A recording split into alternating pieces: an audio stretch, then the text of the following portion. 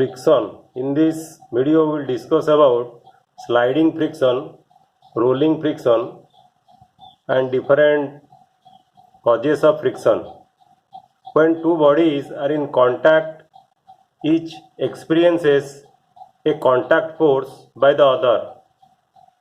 The component of contact force parallel to the surfaces is called friction, and the component of contact force normal to the surfaces is called normal reaction. Friction opposes the relative motion between two surfaces. Let us first discuss about static friction, which is basically denoted by Fs. Consider a body of mass m. Suppose the body is at rest. F is the horizontal force applied on the body. If the applied horizontal force is small, the body will not move because some other force comes into play in the horizontal direction and opposes the applied force. This force parallel to the surface of the body is body in contact with this suppose a table is called frictional force, and it is denoted by Fs. For static friction we denote it as Fs. What is static friction? Static friction is the frictional force so long as there is no relative motion between the two surfaces. When there is no applied force, there is no static friction. It comes into play, static friction comes into play the moment there is an applied force. As the applied force F increases, the static friction Fs also increases. Static friction opposes impending motion. Impending motion means motion that would take place under the applied force if friction were absent, but there is no motion because there is friction. That is, in the absence of frictional force, the body should move whatever small the applied force may be, but due to the presence of frictional force, the body actually does not move. This is what we say impending motion. What is limiting friction? The maximum value of static friction is called the limiting friction. It is denoted by Fs maximum or max. It is found experimentally that limiting value of static friction, that is Fs max, is independent of the area of contact. Experimentally, it is also found that the limiting friction is directly proportional to the normal reaction, that is Fx max is proportional to n, or Fs max is equal to mu s into n. Here mu s is a constant called coefficient of static friction. So how you can define law of static friction? The static friction Fs is less than or equal to the limiting friction, that is Fx max, and we know this is equal to Fx max is equal to mu s into n. So Fs is less than equal to mu s into n. Then let us discuss about kinetic or sliding friction. Kinetic or sliding friction is generally denoted by Fk. If the applied force F exceeds the limiting friction Fx max, the body begins to slide. From experiment it is found that when the relative motion has started, the frictional force decreases from its maximum value or limiting value. So kinetic friction is the frictional force when there is relative motion between two surfaces. It is found experimentally that kinetic friction Fk is independent of the area of contact between the two surfaces. The kinetic friction Fk is nearly independent of the velocity of the body, relative velocity of the body, and it is directly proportional to the normal force, that is Fk proportional to n, or Fk is equal to mu k into n. For static friction we use the constant mu s, and for kinetic friction you use the constant mu k, that is the coefficient of kinetic friction, and mu k, the coefficient of kinetic friction, is less than the coefficient of static friction, mu s. What are the laws of motion using friction? According to Newton's second law, we know F equal to ma, or A equal to F by m. So when relative motion has begun, then the net force on the body will be equal to applied force minus kinetic friction or frictional force. The applied force in the positive x direction here, and the kinetic friction in the negative x direction. So A will be equal to, instead of the force you write F minus Fk, so A will be equal to F minus Fk divided by m. For a body moving with constant velocity, the force equal to 0, so mass is not equal to 0, so acceleration will be equal to 0. If acceleration will be equal to 0, in this equation if you put A equal to 0, then F minus Fk will be equal to 0, or F will be equal to Fk.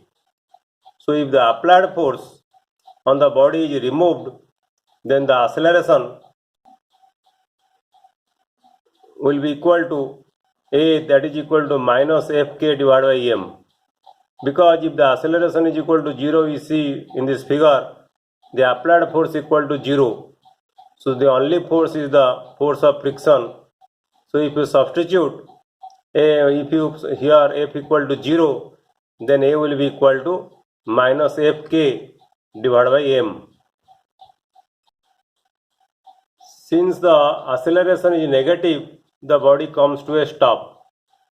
You should note that the laws of friction are empirical relations that are only approximately true. Consider a box laying in the compartment of a train that is accelerating. If the box is stationary relative to the train, it is in fact accelerating along with the train. What forces causes the acceleration of the box? This is a very beautiful question. The box is laying on the compartment of a train, but the train is accelerating, but the box is stationary, which is stationary relative to the train. It is in fact accelerating. Actually it is not stationary. The box is accelerating with the train. So what forces causes the acceleration of the box? So the impeding relative motion is opposed by the static friction Fs. So the static friction opposes the motion of the box, that is the impeding motion of the box. If there will be no static friction, then the box will move in the opposite direction of the accelerating train. Let us work out some problem. Determine the maximum acceleration of the train in which a box lying on its floor will remain stationary. And here given the coefficient of static friction between the box and the train's floor is 0.15. The acceleration of the box is due to the static friction, and we know maximum value of static friction, that is a limiting friction, is equal to mu s into n, and that is equal to mu s into m into g.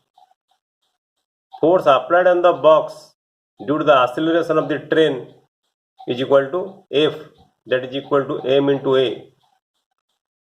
For maximum force of static friction or limiting friction, we can write Fs max, that is equal to m into A max, and Fs max is equal to mu s into mg. So mu s into mg will be equal to m into A max. So A max will be equal to mu s into g. Mu s value is given 0.5, g value is 10, so it is equal to 1.5 meter per second square.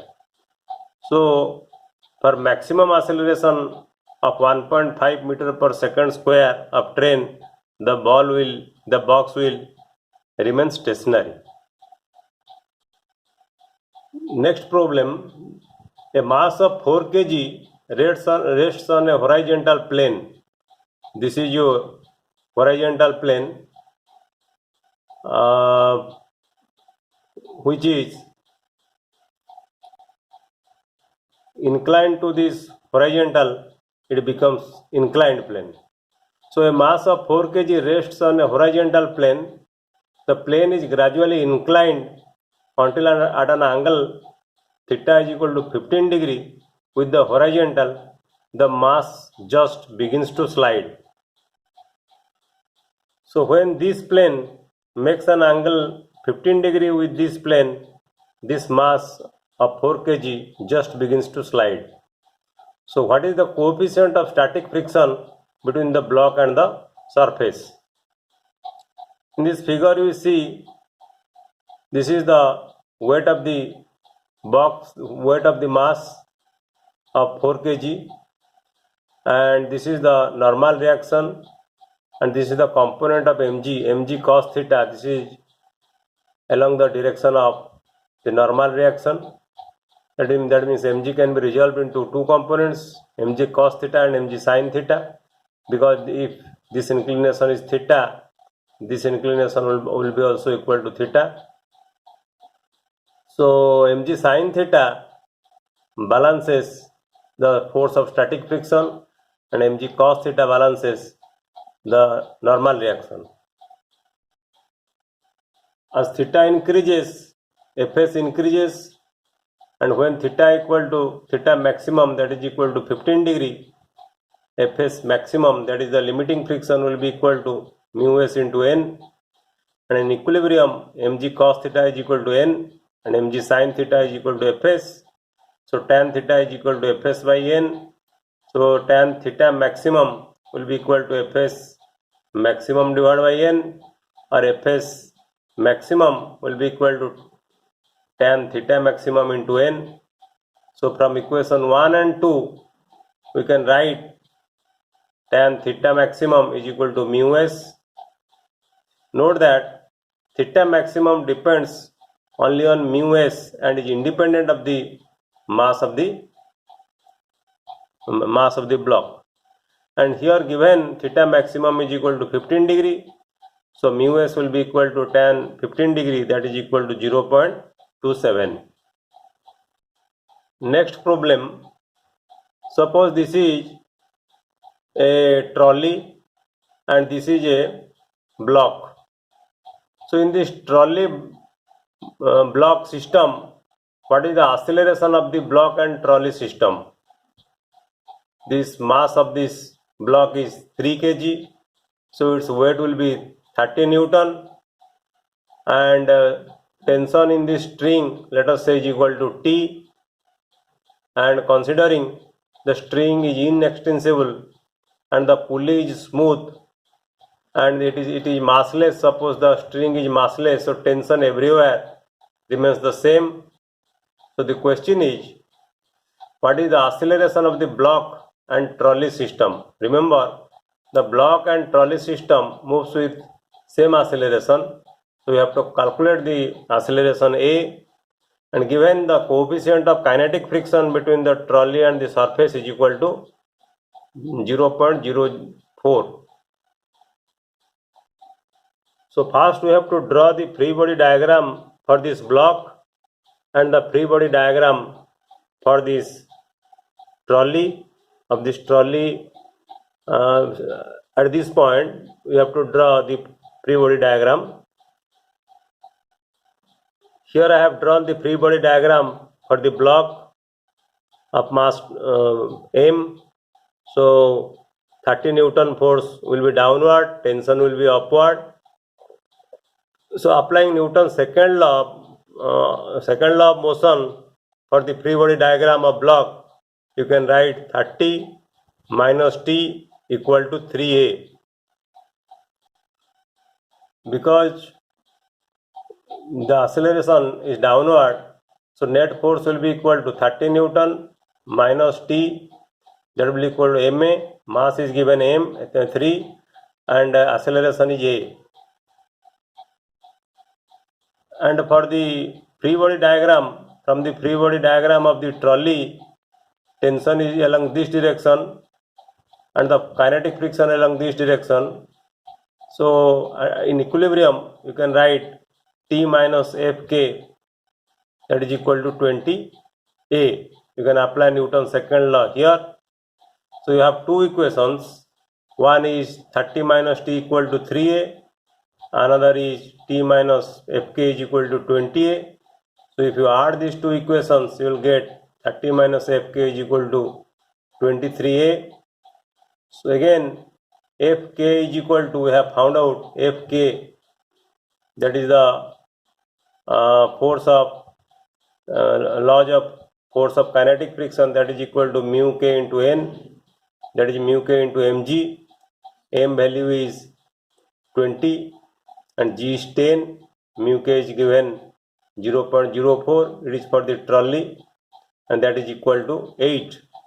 So putting Fk is equal to 8 in equation 3, you will get the acceleration is equal to 0.96 meter per second square.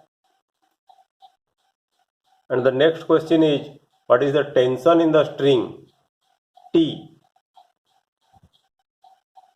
So if you put the value of A in equation 1, you can find out the tension T, that is equal to 27.1 Newton. Now let us discuss what is rolling friction. Rolling friction has a complex origin. During rolling, the surfaces in contact get momentarily deformed or flattened. This results in a finite area of contact, resulting the force of friction. Friction is undesirable. Why friction is undesirable? In many situations, friction is undesirable. For example, power dissipation occurs in the form of heat in different moving parts in a machine. That is why we use ball bearing between two moving parts. Friction is also needed. Why friction is needed? In many practical applications, friction is needed. For example, we use brakes in automobiles and machines. We are able to walk because of friction. So friction is a necessary evil because it is needed. Also it is undesirable. We can say friction is a necessary evil. So what are the methods of reducing friction? You can reduce friction by using lubricants, and you can reduce friction by converting sliding friction into rolling friction.